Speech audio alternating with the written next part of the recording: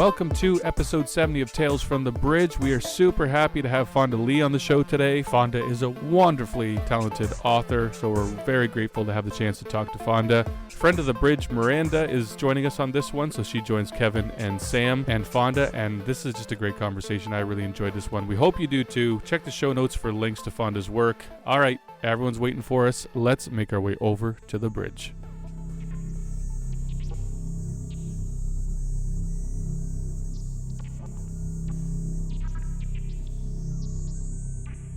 Here today with Fonda Lee. Fonda Lee is an award-winning science fiction and fantasy author. Jade City, the first in the Green Bone Saga, won the World Fantasy Award in 2018 and was named as one of the best 100 fantasy books of all time by Time magazine. Fonda is a fellow Canadian, an expert world builder, former corporate strategist, and holds a black belt in both Kung Fu and karate. Her next release is Untethered Sky. It comes out in April. It's a quietly beautiful story that explores grief, love, sadness, and hope, and the monsters that kill other monsters. We're so happy to have you on the show, Fonda. Thanks for having me. It's great to be here. So we're just going to jump right into some questions. The first question I have is, you just on your Twitter announced the next project that you're working on. I know we're jumping a little bit ahead, but cyberpunk swordswomen. Can you share any more about that? It's so exciting. Yeah, that pretty much sums it up. So I was writing the Green Bone Saga for many, many years, and I had this idea that just kept being pushed to the back burner because I had this big epic fantasy trilogy to finish.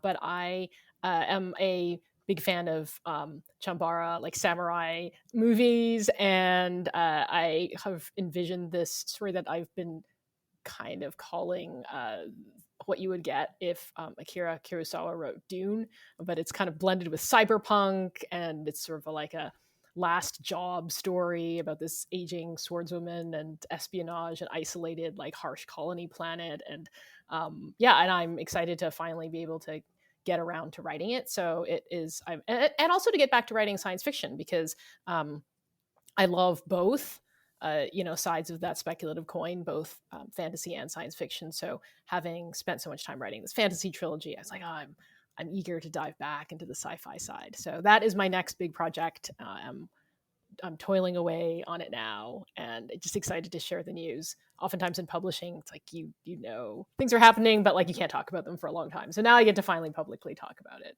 Have you just started working on it, or are you just crafting the world? I am drafting it. Yeah. Okay. So I'm in the drafting process. So a few years down the road. It is. Okay. Yeah. 2025. Okay, perfect. At least we have a date. That's exciting. I do have a date. That is true. A deadline. So that'll keep me motivated. Yes. When you are world building, both the Green Bone Saga and Untethered Sky, you just end up in the world, and you don't do a lot of exposition when you're world building, but they're so fully realized worlds. Can you talk a little bit about your world building process? Oh gosh, world building is such a iterative process for me. It's not kind of a phase. It's more just something that is constantly going on. So it starts with the very premise of the story, and of the building of both the plot and the characters, because I think of narrative as this three-legged stool where you've got the world, you've got the plot, and you have the characters, and they're constantly in conversation with each other. So when I'm researching something and I discover some cool factoid, and I put that into the world, that might have then an influence on how those characters act because of the cultural context that they were raised in, or something about the geography might dictate how people have developed their society. So all of those things have an impact on the characters, and their decisions impact the plot, and then sometimes the plot necessitates you having to go down a side street of doing more research into your world and fleshing out a part of the world that you hadn't fleshed out before. And this could happen while you're drafting or while you're revising. So it's this constant endless loop of kind of continuing to work all those three pieces in tandem. And my approach to world building has always been that I want the fantasy and the science fiction worlds that I create to feel as real as I can possibly make them feel. We all sometimes love the totally wild, crazy magic worlds. But that's not really what I lean into. Like I love having that speculative element, but then kind of making it feel very almost downplayed. And I think readers will say this about the Green Bone Saga, and some of them with appreciation and some of them with disappointment, that it doesn't always feel like this is it's not like a high fantasy novel in the sense that like the magic takes the front stage, right? Like it really is just sort of infused into the world in a sort of a low, I guess there's this sort of, it's a constant presence, but it's not like the big thing that you're reading the book for. And the same, and I just want the city and the people to feel as real as they can be, even though there's this like speculative element, or if it's a secondary world that is like that's different from our own and the countries are different. I still want it to feel like, oh, you could go to Janloon, you could, walk down the street, you could go into the Twice Lucky and have crispy squid balls. And with Untethered Sky, I wanted that sort of same experience of like, okay, this is a world with giant monsters, but it should feel like it's natural. Like those people aren't like, oh my goodness, giant monsters all the time. Like they have this life where they just sort of accept, that these creatures are there, and they've sort of they're a natural part of the ecology. And so they've of course adapted. Their culture has developed an entire profession around dealing with these giant monsters. So that's how I approach world building. I just wanted to feel really authentic, like you could go and visit these places. When you do that, do you write parts of the world? Do you have like kind of a set of appendices that you write about the world that may not be part of the book, but you do it for yourself to get yourself into that world?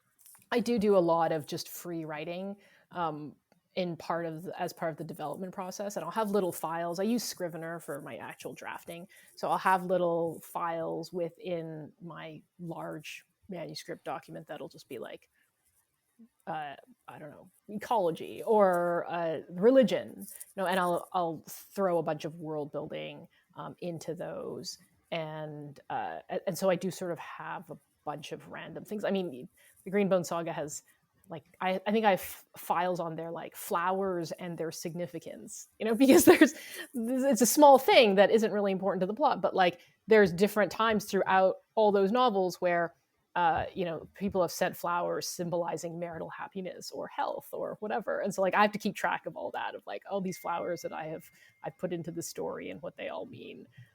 So yeah, I do kind of keep track of all that, but also like I know not all of that has to go into the book. That's sort of the danger, right, of being a fantasy author, is that you get carried away by the world building and you get tempted to just put all this stuff in. It really does have to be the story that's driving the world. I think some authors may do it differently. I certainly know some authors who started off maybe with a world that they had created through role-playing games or what have you, and then they're like, oh, what's a story I can set in here? But I usually go about it. I usually always am like, okay, what are the demands of the story that I write, and like, what do I need to show of the world in order to tell that story?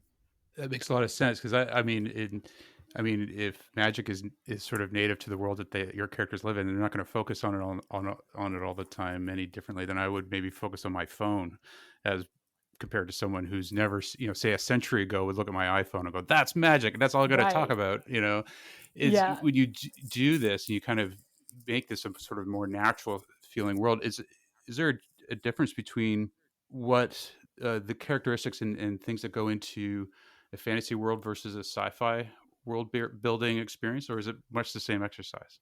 I think one of the reasons why I like writing on both sides of the genre is that I do approach them very similarly. I think of both the high-tech elements or the magic elements in very much the same way. And they're tools. They're tools that you can use as a writer, but they're also tools insofar as they're not inherently good or evil. Right? I think fantasy sometimes leans into the like light magic versus dark magic, or like inherently evil versus good. And I kind of think of magic the same way that I think of technology, which is that it's technology is not inherently good or evil, right? It's how we use it. It's the people who use that tech that make it good or evil. And that's how I approach fantasy world building as well.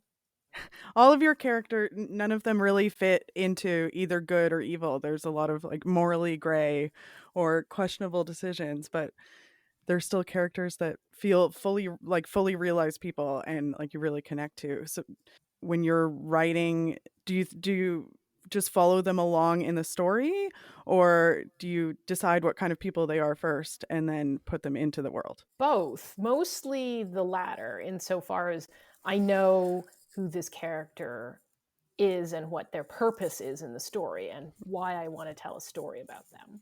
Mm-hmm. That said, I learn a lot about them as part of the writing process. So one of the most, I guess, enlightening parts of revision is when you write the story and then you go back to the beginning and you start to revise and you come across lines of dialogue and you're like, that's not how that character would say that. Because you've gotten to know them during the course of this whole book. And now you go back and you're like, oh, I like, you can kind of continue to polish them. And so like, I might have a character that I know has a certain personality and fills a certain role. And I'll use a Kilo from the Green Bone Saga, for example, right? Like I knew from the beginning, okay, he's kind of like the hot-headed middle child, right? And like, that's sort of the role that he plays at the start of this series. But as I like, and so he like starts off when I'm writing him as kind of like a sort of a broad strokes character when I'm first drafting. And it's through all of his interactions with the other characters and the conversations that I have him have with his family members and with like his subordinates and with his enemies that I polish him into being like a fully realized character that has like a certain way of talking and walking and thinking. Then like by the end, and when I'm now, once I get to like a certain point, I'm like, oh yeah, I know exactly what he says when he walks into a room. And that is very much the process for all the characters. It's like, I know what role they're going to play. It's almost like acting, I suppose. Like you could be told, hey, you're acting the villain in this story or in this play, but then the actor brings their own like nuances. What are the mannerisms? How do they dress, et cetera, et cetera. And like, as the writer, you're sort of figuring that out. Like in a way, you're also playing the actor of all these characters that you've created. Do you have a favorite character that you've written that you've sort of written out now and you wish you could go back to? I miss all the characters from the Green Bone Saga now that the trilogy is done. I still will like randomly like think of something that they would do, so it's sort of strange because the trilogy is complete, but those characters, I've lived with them for so many years. So I'd say like just the whole Call family is really just like lives in my head still. And like, I mean, even Barrow was like a fun character to write. The listeners who have read the books will know why. Yeah. Was it like a big transition to go from the multi-generational world of the Green Bone Saga, and then you did Green Bone novella, but then and then Untethered Sky, and Untethered Sky it's not a short timeline, really. Right. It is much shorter than the Green Bone Saga, though. Was it a hard transition, or was it like a nice break for your mind in between? It was a little of both, but I would say, it was a sort of a brain reset, if you will. So after the Green Bone Saga, I was like, wow, I've written some really, really long books. You know what would be really awesome?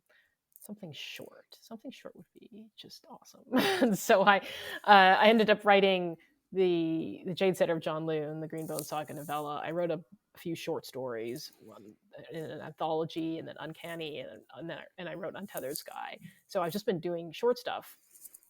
And now, I've got other novels, but I really did feel like I need to stretch different storytelling muscles. And I think it's valuable as an author to do that and to just kind of push yourself in different directions and keep it interesting for yourself. So Untethered Sky is so very much kind of the opposite of the Green Bone Saga in some ways, in that, yeah, it's a shorter piece, yes, but the Green Bone Saga is modern, it's urban, it's gritty, it's sprawling, it has this big cast of characters.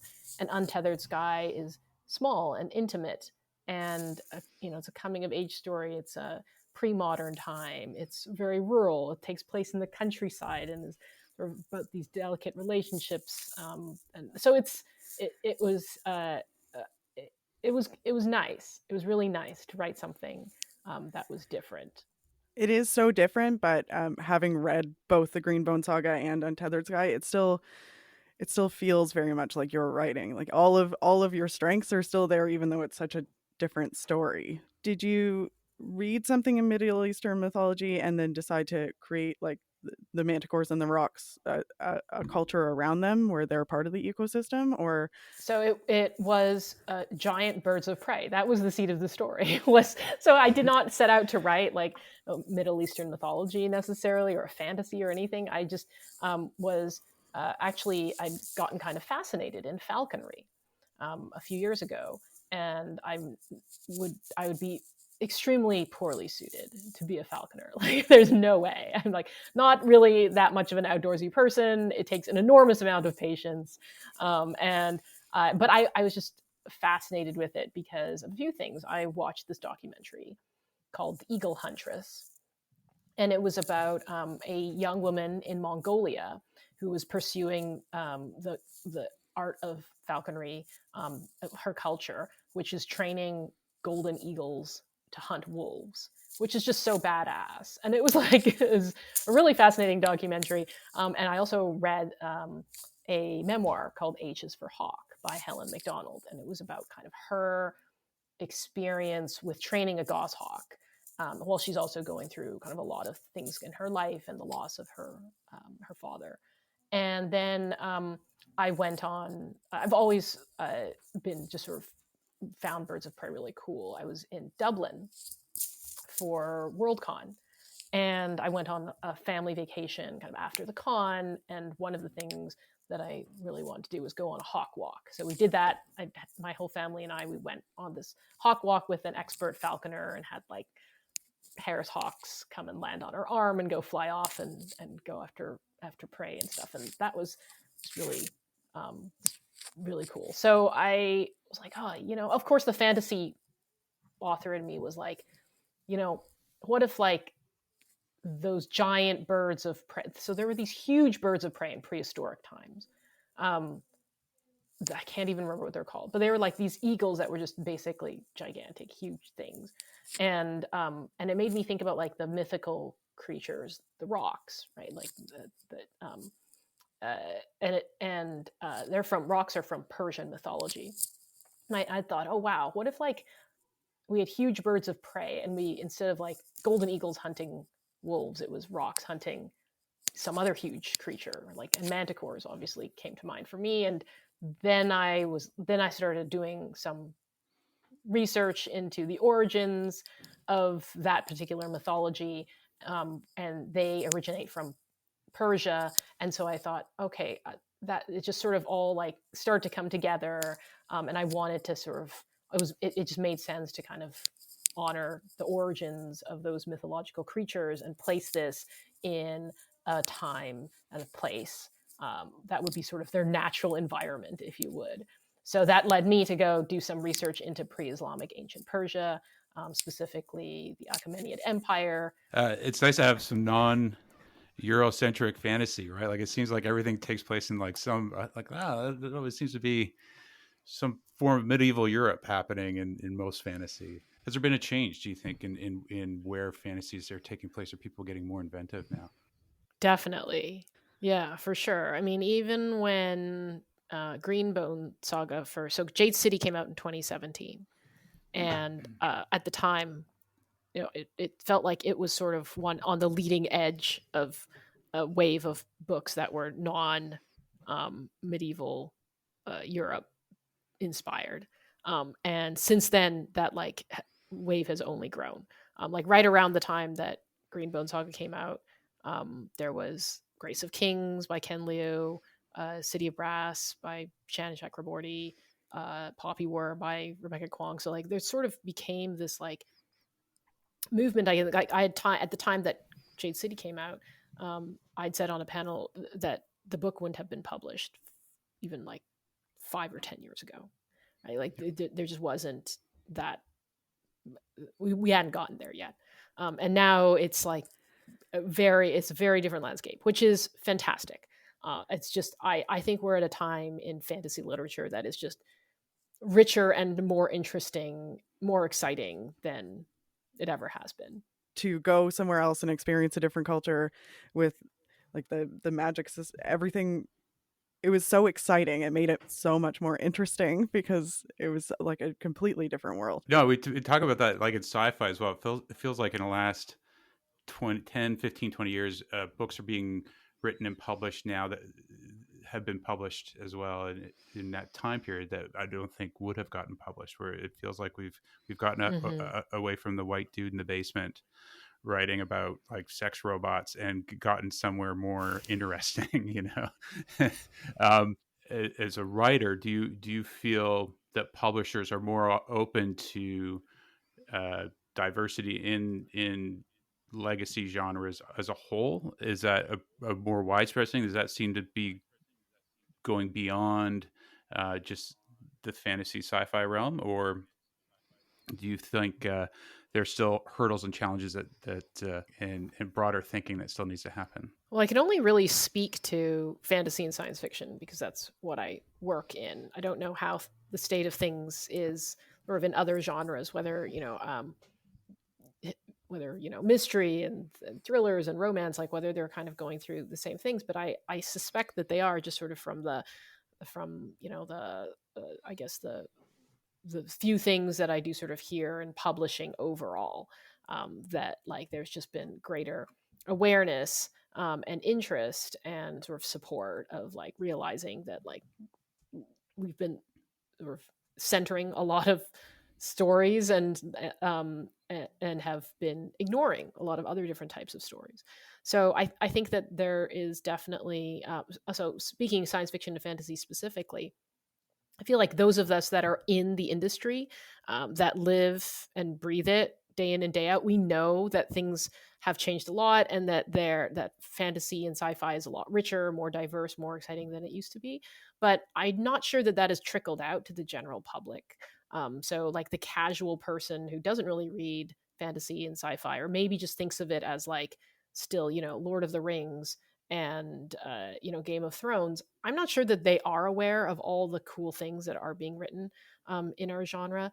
And I mean, that explains why we're on Lord of the Rings adaptation number 15 or whatever it is we're on, right? Because like I think most people who are sort of casual consumers still, if I were to say I write fantasy, they're going to be like, oh, like D&D, like that's kind of, I think, still the very surface level understanding that the lay person would have. So I think where the work needs to happen is maybe it is just a time thing, but I think there's still kind of like this barrier between all the cool stuff that's being written and the public consciousness, and like what is sort of being picked to for greater awareness and I guess promotion and celebration. And there's still like a disconnect there, right? Like, so it's oftentimes you'll see like the conversation goes like, oh gosh, they've announced, like let's say for example, yet another Lord of the Rings adaptation, and you'll see so many fantasy writers, editors, readers being like, but what about the other, like 300 awesome things that are out there, like, so I think that's where still the struggle is just sort of this disconnect between what we know is happening and like what is still kind of mass market fantasy. Right. Is there hope that we could see Jade City in TV? Is that still possible? Do you think? I know there was there was in 2020 there was I guess there was a TV deal and it fell through. Is there? Can you? I don't know if you could talk about this at all, but is there any hope of seeing Jade City on the screen where it gets a broader audience and informs an audience of where the genre has gone? Your guess is as good as mine Yeah. at this point, Sam. But I mean, I will say, you know, it was with Peacock, and it ended up leaving Peacock, but it has been re-optioned. I'm excited about the team that's working on it now. We are still in early stages, and obviously, kind of starting from scratch. But I'm, you know, Hollywood is one of those strange places where like you never know what's going to happen and nothing ever dies. It just kind of goes into a state of zombification for a little while. And so I'm still hopeful, and there's always a chance. We'll see what happens. I'll keep my fingers crossed along with all the rest of you.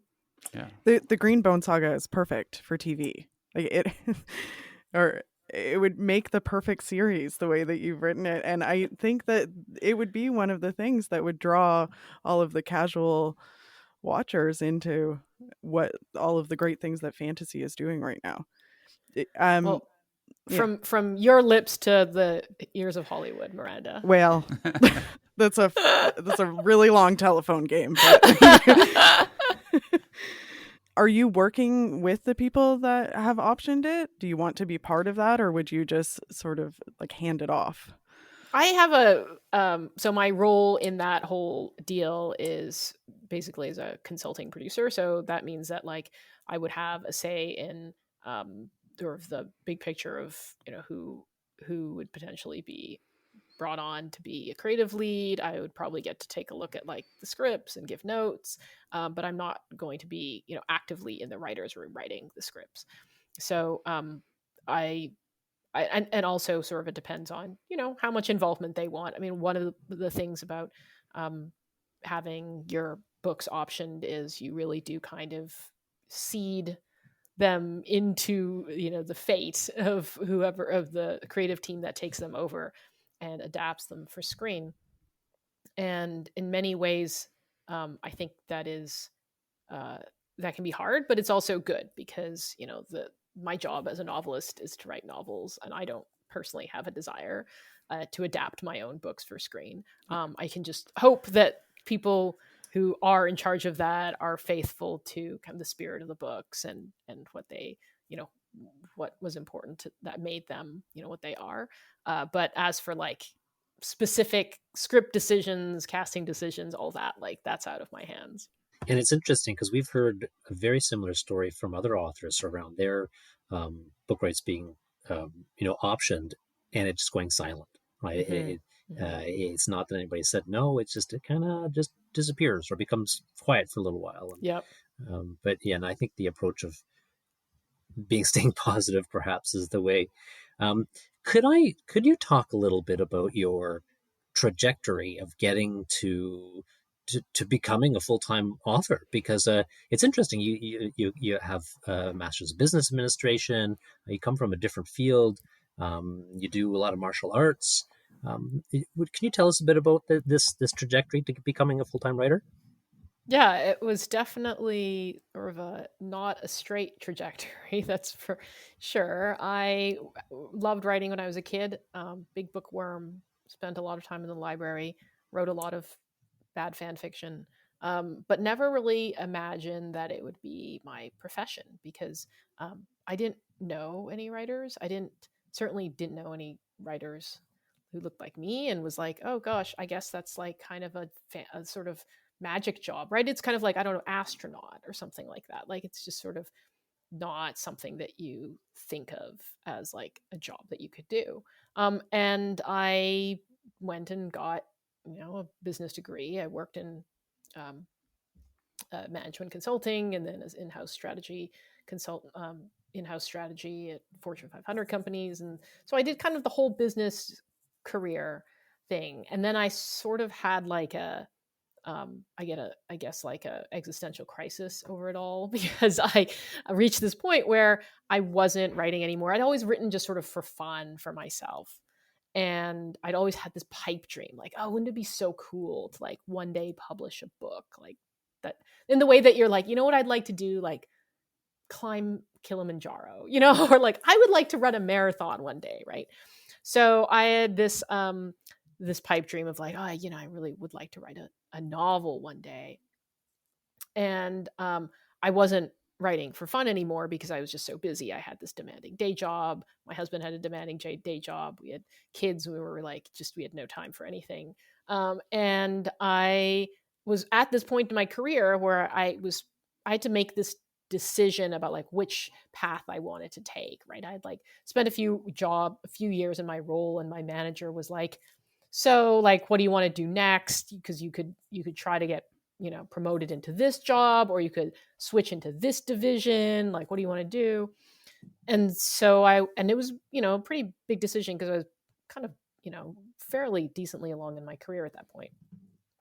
And the more I thought about it, I was like, I don't want to do any of these jobs. I just want to write stories. And so I kind of had a like jump out of the airplane with no parachute moment where I said, I'm actually just gonna, instead of like seeking this promotion or this transfer or like go overseas and work, or like instead of all that, I was like, you know what? I'm gonna cut back my hours and work part-time. And my manager was like, okay, well, you do what you need to do. Because she thought that like I needed more time for my family and to like have better work-life balance, which was all true. But instead of having better work-life balance, I just started writing a novel in like the time that I had freed up. So instead I was like kind of working two jobs. And that turned into a manuscript, which I queried without success. And then I wrote another manuscript and took that to a writing conference and got an agent. And within like 2 months, I had my debut book deal. And so then one thing led to another. And then I was like, this is fun. I'm going to write more books. So that night I just sort of fired myself like over time. I like transitioned out of my job. Well, first I like, after going part-time, I like basically quit, but then like contracted back so I could take projects for short period of time, sock up some money, because writing when you're early in your career doesn't really pay you anything, and then like write for any other time that I wasn't working on client work. And so I just sort of like ramped down my other career and ramped up my writing career. And I'm very fortunate that I was in a position to be able to do that. But it was sort of a detour, because I had all these business school classmates and other colleagues from work that were like, so what do you do now? It's very different from what a lot of It is. MBAs do, for sure. It certainly But is. But you'd been writing for sounds like you've been writing for fun for most of your life before Right. yeah, okay. Got it. And you said you're doing some fan fiction. What type of fan fiction? Oh, very just kind of like bad stuff that will never see the light of day. Okay. That goes into a trunk. And your first published novel, that was Zeroboxer? Yes. And both fighting and Zero G? Yeah. Was that informed by your own martial artist, your own knowledge, your own black belts? Yes, although I've never fought in Zero G, so I had to make up, a lot of that stuff. Okay. Not from firsthand experience. Right. Not from firsthand experience. But I actually wrote that book because I was working. I was working at Nike, and so I had a lot of insight into sports marketing, and also, and obviously having a martial arts background, and then my love of science fiction. And then I was like, what if I write a story about like an athlete who gets propelled to like this enormous amount of sports celebrity status, but he's not just representing a school or a city or even a nation at the Olympics. He's representing all of Earth in like a future when Earth is no longer the top dog in the planetary ecosystem. So that turned into Zeroboxer. Everything I've written is kind of like, and I think this is the case for many authors, is a mashup of like different things that partly your life, partly other stuff that you really like from media and books, and partly your own personal experiences and things that you're just fascinated to like research. And did you research the physics of fighting in Zero G? I did, actually. I did a lot of watching video from the ISS and like watching astronauts move around and bounce around. And then I had to like think about how that would translate into like Brazilian jiu-jitsu moves. And I did a little bit of research too into how lifeguards like control people who are drowning or hang out, like grapple with people, because often that's sort of a semi-weightless environment. So yeah, the odd directions that writing sci-fi and fantasy can take you. Cool. Is there anything that we haven't covered that you want to share with our audience? We always want to make sure that people come on, feel comfortable, and that they've been had a chance, the opportunity to talk about like all the stuff they've got going on, or future projects, or what have you. I mean, you guys have asked some great questions. I do have projects that are in the works or coming out. So Miranda's already mentioned Untethered Sky, that comes out on April 11th. And I'm excited to get that out. And then this summer, I have a short story collection coming out, my very first short story collection. I wrote a bunch of short fiction in the Green Bone Saga world, purely because I wanted to spend more time in the world with those characters. And I ended up putting them out initially on Patreon, and then Subterranean Press was like, do you want to publish that as a short story collection and add a really cool cover? I was like, sure. So that is coming out. It's called Jade Shards. That comes out this summer. And then I've got the science fiction duology that I talked about earlier. The first book is called The Last Contract of Isako, and you will have to wait a while for it. But I am looking forward to sharing that. And then I have another project. It's a young adult fantasy duology. It's called Guardian of the Scroll, and it is a collaboration between me and Shannon Lee, the daughter of Bruce Lee. But unbeknownst to me, is actually a big fan of fantasy. And she reached out to me and said, I would really like to write a young adult novel that is inspired by, her father's life, teachings, films, philosophy. So I'm doing that, and so yeah, a lot of stuff, a lot of things in the pipeline.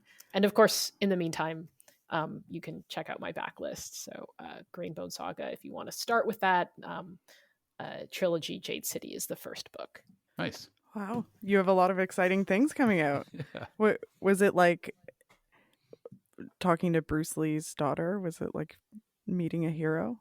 It was pretty amazing. Yeah. I'm not gonna lie. Well, when that call came through, I was like, yeah, I'll take it. Was it like a surreal moment to have Bruce Lee's daughter call you and ask you to do a pretty project? much, yeah. No, it was pretty wild. And when are that duology coming out? The first book comes out next summer. Okay. Yes, if my year's right. To remember what years my books are coming out. Well, with the deadline, with the publishing industry, everything's so far apart. It must be hard to schedule. Where can people find you online? You have a Twitter and a Patreon? I do. So I'm still on the Cursed Bird app at Fonda J. Lee. I'm on Instagram at fonda.lee. My website is fondalee.com. And I also have a Patreon, so you can find me on Patreon as well. Well, we really appreciate you coming on. I'm so happy to have met you. Yeah, it's been excellent. Well, thank you for having me on. This has been great.